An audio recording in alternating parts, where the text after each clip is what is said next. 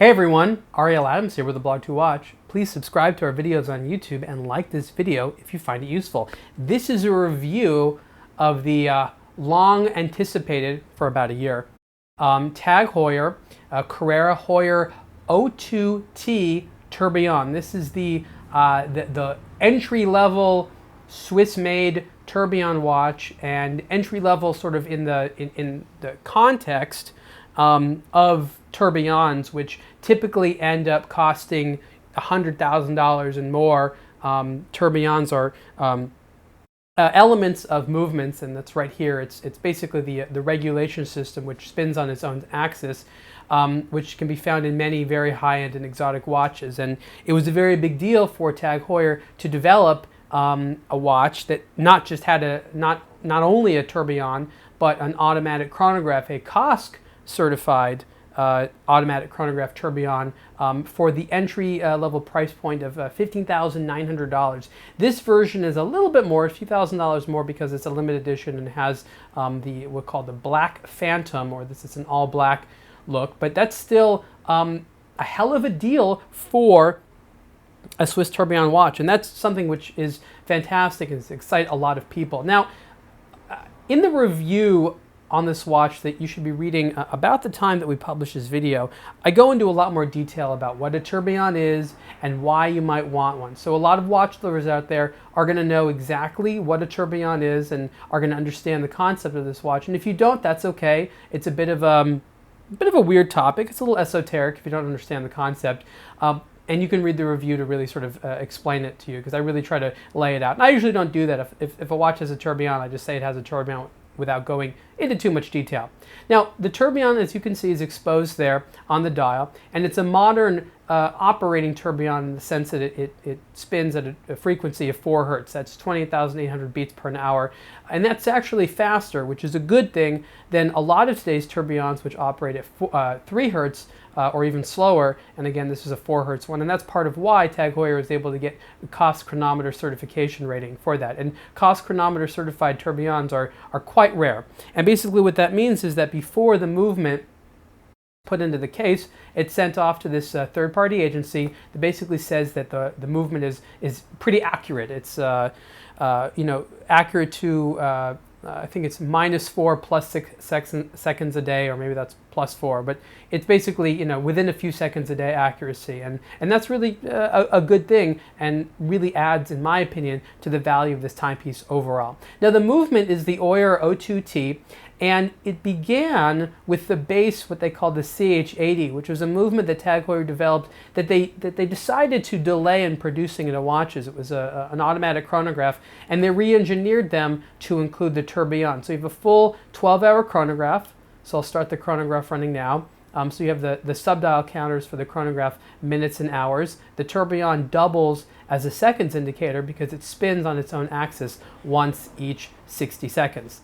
You can see the movement through the rear of the case through the sapphire crystal there. You can see it's automatic, and the movement has a power reserve of about 65 hours, I believe, and the chronograph is a column wheel based chronograph, and it's a very nicely operating chronograph. You push the pusher in here, you feel a sort of a stop, and then you hit it, and it's really quite precise as to when the chronograph starts and stops, and then you can reset it. As the all-black version, the Black Phantom version of the Carrera Heuer-02T Tourbillon, this one sort of follows the Jean-Claude Biver mythology of all-black watches, which is a concept that he helped popularize. And he said something that an all-black watch was visibly invisible.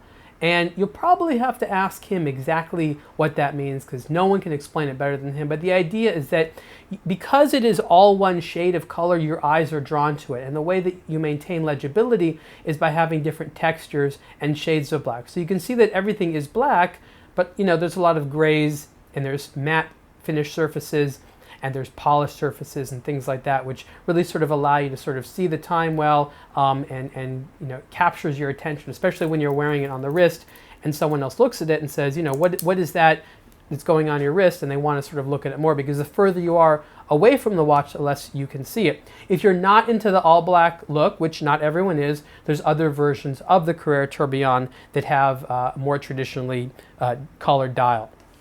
The case is 45 millimeters wide, which is ample in size. It's definitely larger in the scheme of timepieces, especially tourbillons out there, which tend to come in more elegant, smaller cases. Of course, there's plenty of sporty tourbillons out there, but if you are someone who likes a smaller watch, this one may fit a little large.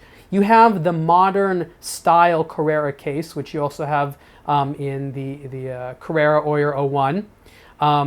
The ceramic bezel is of course black with etched tachymeter scale there. Again, the case is black titanium, and there's different versions of the case. There's some gold versions. There's ones with not black titanium mixed with black components as well. So there's a nice little variety of the various Carrera Heuer-02T tourbillons out there. The dial is going to be very modern and in its aesthetic. You can see there's a lot of components there, very sort of deep three-dimensional look. I think that TAG Heuer did a nice job because you have a little bit of a mixture of skeletonization. For example, you can see at 12 o'clock there, it might be a little hard to tell here, the mainspring barrel, of course the exposed tourbillon, but for the most part it really focuses on a good refined look, but definitely contemporary in its appeal. This is not a classic watch. But the good news is that TAG Heuer is still going to be producing a lot of its more classically inspired timepieces. So I think the brand is going to focus on watches for both sort of the new generation of people as well as the existing fans that like that more sort of traditional vintage style look that a lot of the Carrera models are known for, the Monacos and things like that. I found this watch to be very enjoyable. I liked it. I found it comfortable to wear, but that's really sort of just the Carrera case. In terms of the tourbillon, a lot of people want tourbillons because it's a status symbol. It's also beautiful. You have this item on the dial which is constantly moving, and that ongoing animation is something that draws your attention. It creates engagement and a relationship with the item that sometimes you don't have with a watch that has a little bit more of a still dial. We are attracted to things that move, and we like this sort of what I call a mechanical ballet. And so if you're someone that likes mechanical things and mechanical watches, it's hard to resist the allure of a tourbillon, even if it doesn't add mechanical value or functional value, that is. It's difficult to produce, but one of the reasons, or probably the main reason, why this Swiss tourbillon is less expensive than most other Swiss tourbillons is because it doesn't have hand decoration. So TAG Heuer designed the Heuer-02T movement to be mostly machine finished, which means that they use various machine operations, which are very high quality operations, but machine operations in order to get the look, whereas a lot of the sort of fancier, more sophisticated tourbillon watches are going to have some of the most of the small parts polished by hand. There'll be like a little file, and they'll spend hours and hours just polishing the parts properly, and that adds immensely to the cost. TAG Heuer was able to produce a watch without that, which is why they're able to come in at a lower price. But again, even at a starting price of about $16,000, that's not cheap, but that's just a few $1,000s more than, say, a Rolex Daytona. So for just a little bit more, you're getting a tourbillon, which is sort of an entirely different status. I mean, they're different watches completely, but just sort of doing a little bit of price comparison there.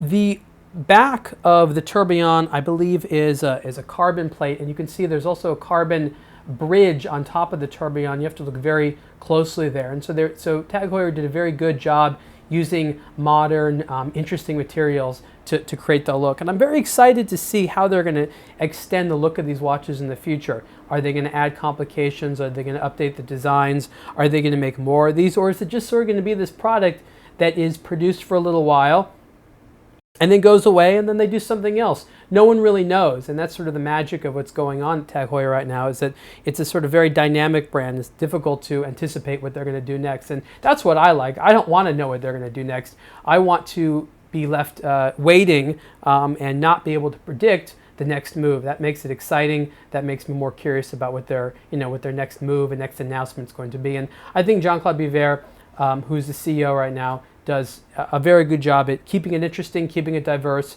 and also keeping it very fresh and exciting for consumers that love watches and really want to have an interesting statement piece. So again, this is not the tourbillon for everyone, nor is it trying to be, but it's an uninhabited niche in the market right now.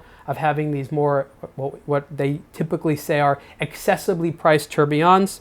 And again, this is the Tag Heuer Carrera Heuer-02T Tourbillon. This version is priced at $21,300, and it's a limited edition. And again, the base model, which looks a little bit different than this in terms of colors, is $15,900. And you can see the full review on aBlogtoWatch.